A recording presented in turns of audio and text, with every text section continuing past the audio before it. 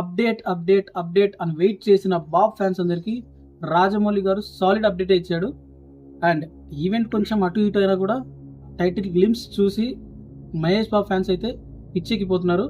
And నాలాంటి common neutral audience మాత్రం ఆ గ్లిమ్స్ వచ్చిన దగ్గర నుంచి దాన్ని ఎలా డీకోడ్ చేయాలా, మేబీ ఈ స్టోరీ ఏమై ఉంటుంది అని అనలైజ్ చేయడం స్టార్ట్ చేశారు. గ్లిమ్స్ చూసిన తర్వాత నాకు ఓ రకంగా అర్థమైంది. అది ఏ విధంగా ఉండబోతుంది అనేది నా స్టైల్లో మీకు ప్రజెంట్ చేసి చెప్తా. Dive into the video. Hi friends, welcome to my channel. నేను మీ Naveen, signing as mister local from Proddatur. Video పూర్తిగా చూడడానికి ట్రై చేయండి, అలాగైతే నేను చెప్పే పాయింట్ మీకు క్లియర్గా అర్థమవుతుంది. అండ్ సబ్స్క్రైబ్ చేయడం మాత్రం మర్చిపోవద్దు. Let's dive in the video.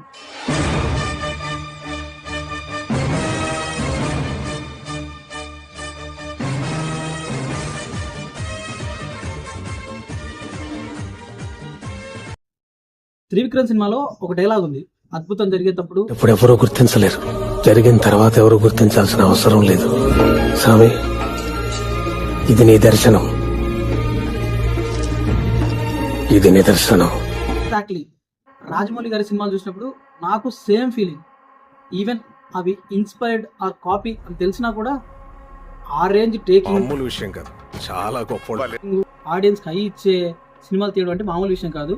And రాజమౌళిలో నాకు నచ్చే ఇంకో విషయం, is a very good sales men.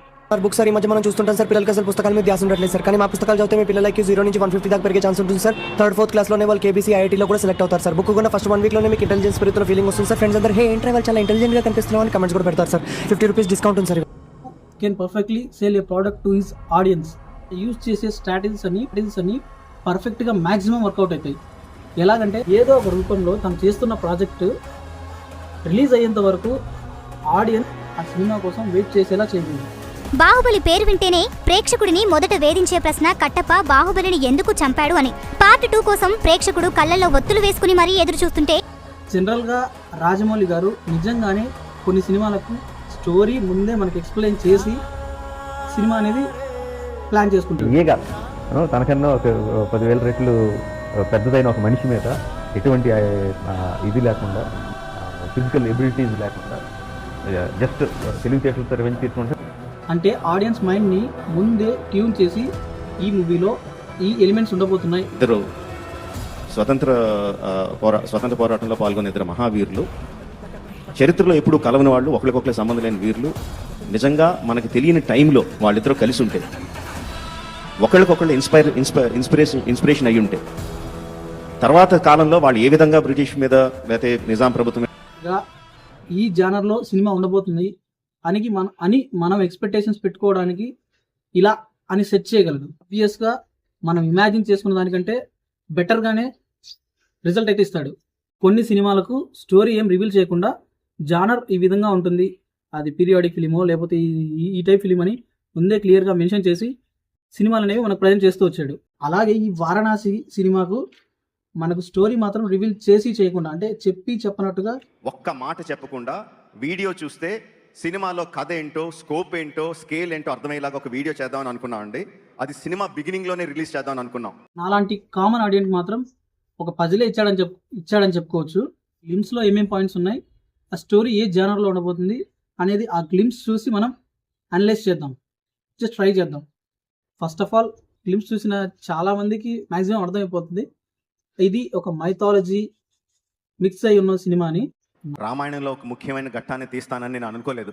నాకు తెలిసి రామాయణం నుండి ఆ కుంభకర్ణుడు యుద్ధం చేసిన ఆ ఎపిసోడ్ని అయితే తీసుకొని మనకు ప్రజెంట్ చేయబోతున్నాడు అనుకుంటున్నాను. రావణుడి దగ్గర ఉన్న వీరులందరిలో కల్లా కుంభకర్ణుడు చాలా గొప్పవాడు, బలశాలి. కాళ్ళు చేతులు తెగి పడ్డా కూడా తలతో యుద్ధం చేసి చివరికి బ్రహ్మాస్త్రం తగిలి నేల కూలిన రాక్షసుడు.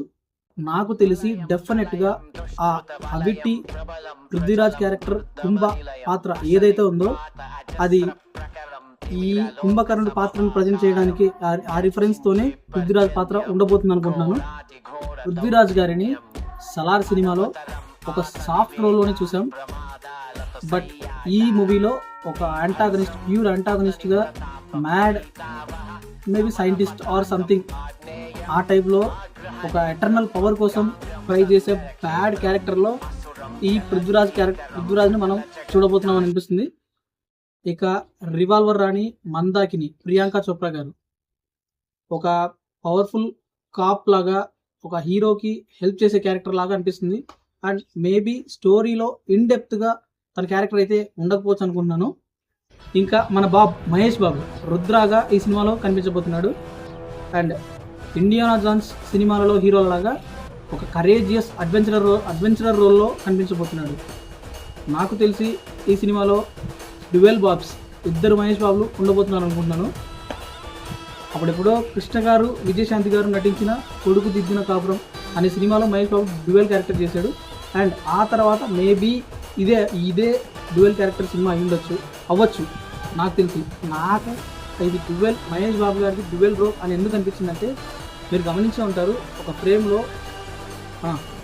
ఈ ఫ్రేమ్లో ఆంజనేయుడు తోకపై రథంలో వెళుతున్న ఇద్దరు వ్యక్తులను చూస్తాం. అందులో నాకు కూడా సేమ్ అలాగే అనిపిస్తుంది. వెనకాల కూర్చున్నది పృథ్వీరాజ్ అండ్ రథ సారథి మన బాబు అయిండొచ్చు. సో అదే సీక్వెన్స్లోనే అక్కడ రామావతారంలో కూడా మహేష్ బాబు గారు ఉన్నారు. సో ఇందువల్ల డ్యువెల్ రోల్ ఇద్దరు మహేష్ బాబులను ఈ సినిమాలో మనం చూడబోతున్నాం అనుకుంటున్నాం. అండ్ ఇంకో ఈ ఫ్రేమ్ సీజీ కరెక్ట్గా వర్కౌట్ అయింది కాబట్టి సరిపోయింది. కానీ Home, you're coming to my room. Home. Come.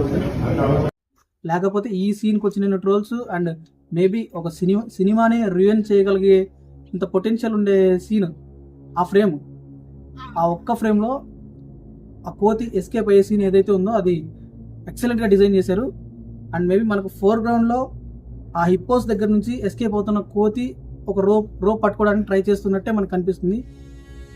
బ్యాక్గ్రౌండ్లో మనం చూసినట్లయితే అక్కడ మహేష్ బాబు మంకీకి హెల్ప్ చేస్తున్న విజువల్ మనకు క్లియర్గా కనిపిస్తుంది. స్టోరీ గురించి మాట్లాడితే స్టోరీ డిఫరెంట్ టైమ్ లైన్స్లో ఉండబోతుంది. అండ్ మేబీ టైం ట్రావెల్ ఏమో అయి ఉండొచ్చు.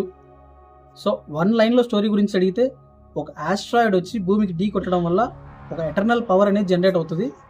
ఆ పవర్ని స్టాప్ చేయడం కోసమో లేదా స్టోర్ చేయడం కోసమో అప్పటి ఋషులు ఒక యాగాలు హోమాలు చేసి ఆ పవర్ని ఒక చోట స్టోర్ చేస్తుంటారు.